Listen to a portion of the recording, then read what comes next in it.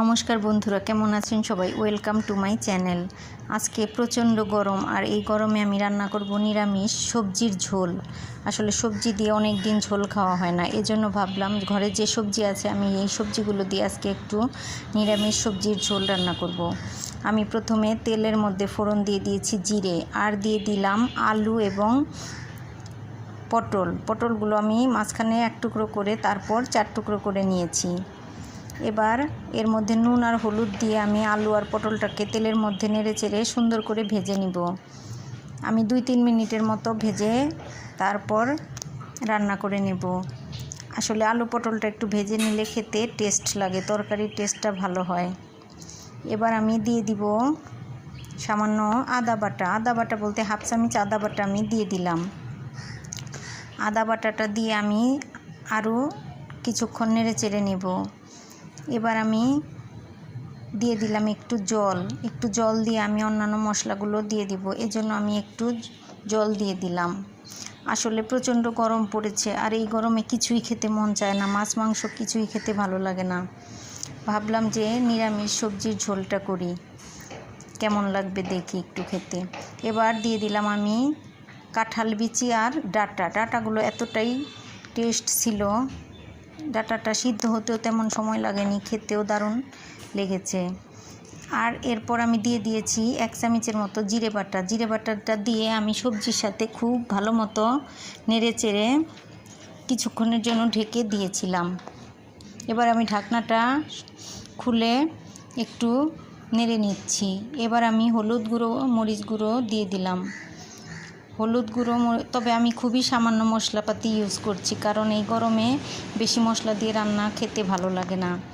আমি দিয়ে দিয়েছি হলুদ গুঁড়ো আর মরিচ গুঁড়ো। এবার আমি সবজির সাথে খুব ভালো মতো নেড়ে চেড়ে কষিয়ে নিব, আর দিয়ে দিচ্ছি স্বাদ মতো লবণ।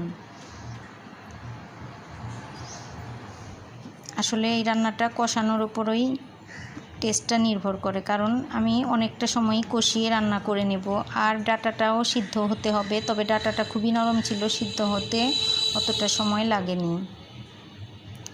এবার আমি আর একটু জল দিয়ে দিলাম, সব মশলাপাতি কষানো হয়ে গেছে, আর একটু জল দিয়ে দিলাম যাতে ডাটা আলু সব কিছু কাঁঠাল বিচি এগুলো খুব ভালো মতো সিদ্ধ হয়।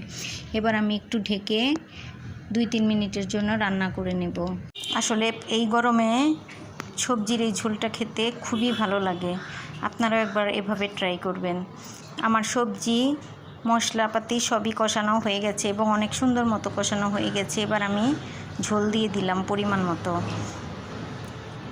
বন্ধুরা দেখুন কালারটা কতটা সুন্দর আসছে, আর সবজিগুলোর কালারও একটু চেঞ্জ হয়নি।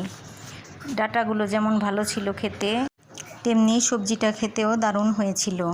আসলে এই তরকারিতে আর দেবার কিছু নেই। এবার আমি ঢেকে রান্না করে নেব, তবে নামানোর আগে একটু চিনি দিব। এবার আমি দিয়ে দিলাম কয়েকটা কাঁচামরিচটা দিয়ে আমি রান্না করে নেব, এই ঢেকেই রান্না করে নেব। সবজিটা আমার প্রায়ই হয়ে আসছে,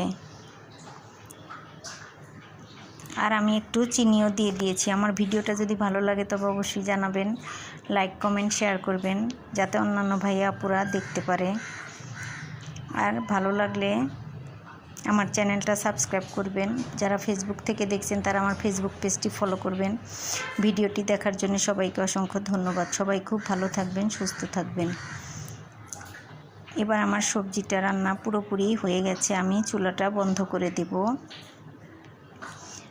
এই ডাটা আলু পটল আর কাঁঠাল বিচির এই সবজি আপনারাও চাইলে এভাবে রান্না করে খেয়ে দেখতে পারেন, আসলেই কেমন লাগে। আসলেই বন্ধুরা খুবই টেস্ট হয়েছিল এবং খেয়েছিও প্রাণ ভরে। তবে আপনারা চাইলে নতুন কোনো সবজি, যাদের যে সবজি পছন্দ সেই সবজি অ্যাড করে রান্না করে খেতে পারেন। এবার আমার রান্নাটা শেষ হয়ে গিয়েছে, আমি চুলাটা বন্ধ করে দিয়েছি। এবার গরম গরম ভাত দিয়ে পরিবেশন করার পালা।